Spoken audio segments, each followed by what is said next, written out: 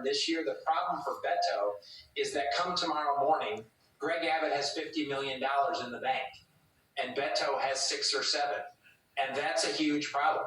He starts out with a $40+ million advantage going into the general election in this. Yes, the Hispanic numbers are rising. I think if you look at the numbers today in the Democratic primary, that we will be above 40% of all the votes cast in the Democratic Party will be Hispanic. That's never happened before. The highest number ever hit before was 1/3. So it is rising.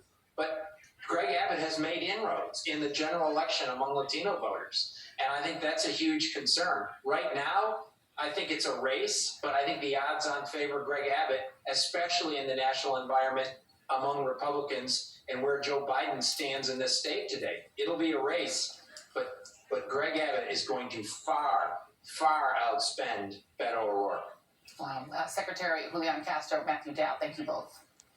I want to go quickly before we get too far away from Texas. Simone Sanders, I just want to know if you have any insight into how Democrats are feeling about this primary night in Texas. I do have insight. So I'm looking down for my insight right now. So I spoke to some folks from the Texas Democratic Party as well as some senior operatives, Democratic operatives in Texas.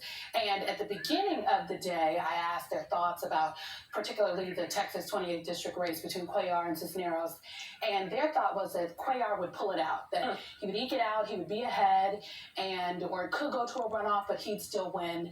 And maybe he would survive in the general because of the FBI raid earlier this year.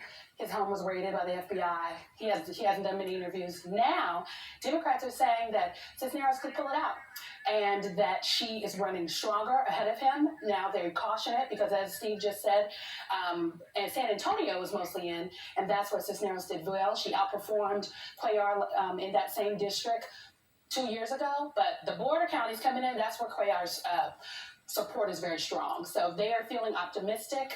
They also highlighted a point that Matthew just highlighted in the fact that Republicans are nominating extremists. They are picking extremists for county executives